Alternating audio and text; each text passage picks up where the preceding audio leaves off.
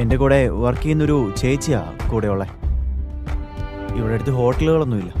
ഒരു home stay ഉണ്ട്, പക്ഷെ അവിടെ ഒരു റൂം മാത്രമേ അവൈലബിൾ ഉള്ളൂ. ഞാൻ എക്സ്ട്രാ ബെഡ് ചോദിച്ചു, വേറെ ഓപ്ഷൻ ഇല്ല.